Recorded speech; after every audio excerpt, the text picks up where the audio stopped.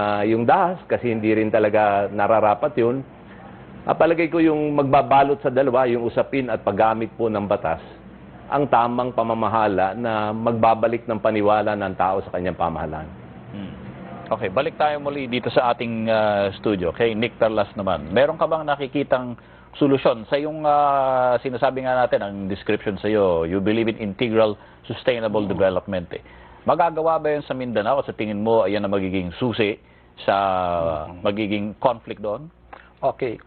Tony, I think number one, yung pag-economic growth lang, tapos hindi siya equitable, so walang mangyayari. Kasi basically, pag may economic growth nga siya, pupunta lang sa mayaman.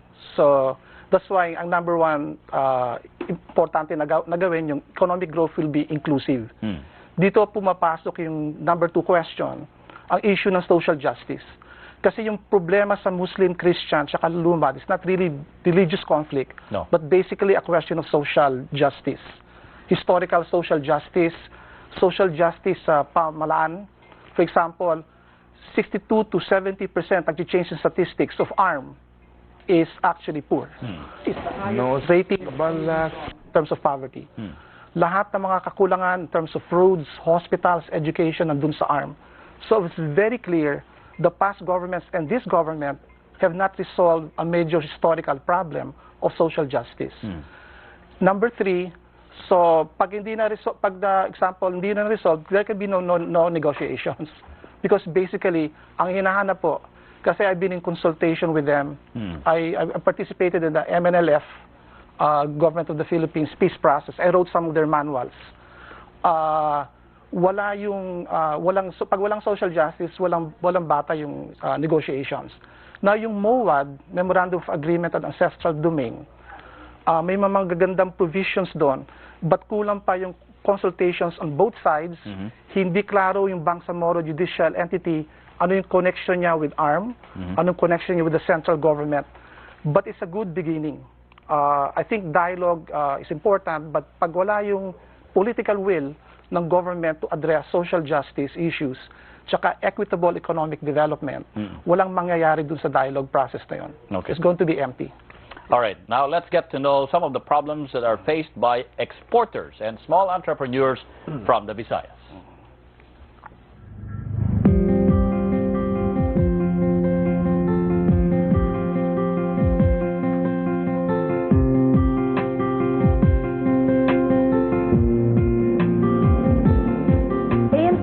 Started by 15 housewives who were challenged by their husbands to seek other alternatives for the wives of the sugar farm workers when Negros was in crisis in the 80s. At its peak, our association employed more than 12,000 workers. At our peak, we were exporting to such a big amount that the younger people of Negros look towards being entrepreneurs as their future careers. We became a model of what people should be outside and beyond sugar.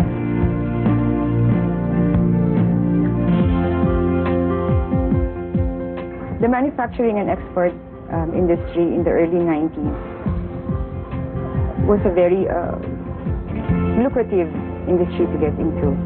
But after the 90s, and China started getting into the exporting scene, the market got a little tighter.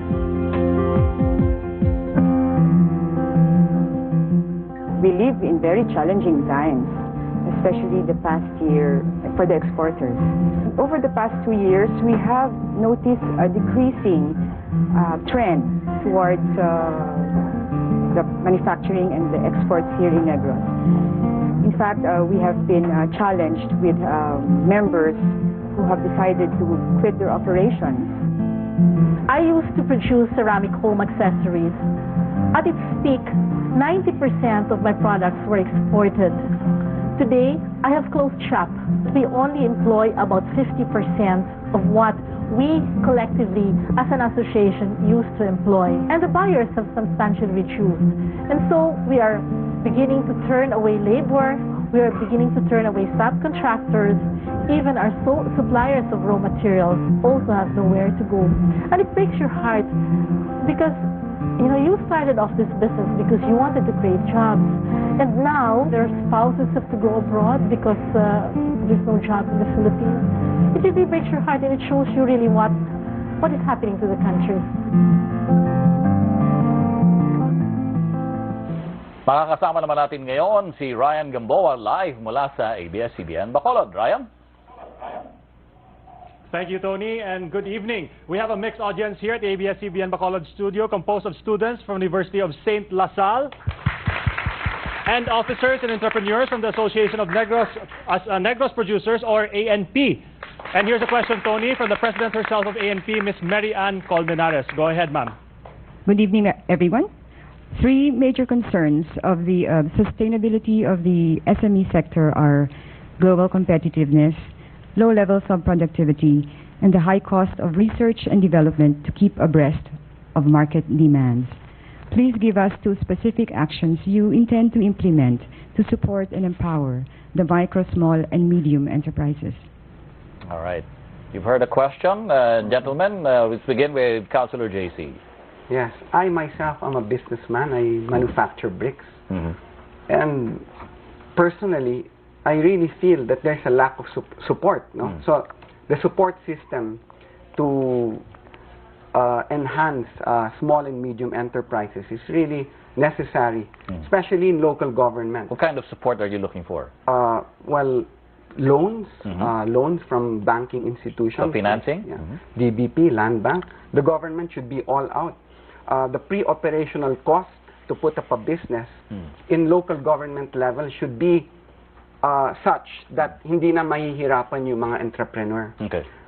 And especially now that globalization is, well, everywhere, talagang where in other countries there's so much government subsidy, we have to step up government support for small and medium enterprises. All right. Balik naman tayo sa ating panauhin sa ating Naga studio kay Mayor Jessie Robredo. 2 steps or 2 measures that you can think of that would help our struggling exporters. Mayor Jessie. Ako palagay ko po, hanapin na natin yung produktong mahusay tayo. Palagay ko yung mga produktong hindi tayo mahusay, sooner or later, the subsidies will run out, hindi ito pwede. Pangalawa, ang gobyerno po, tulungan tayong tumaas yung productivity dun sa mga areas o produktong mahusay tayo. That's the only way we can compete. Unless, of course, we are only looking at local demand. But if you're looking at exports,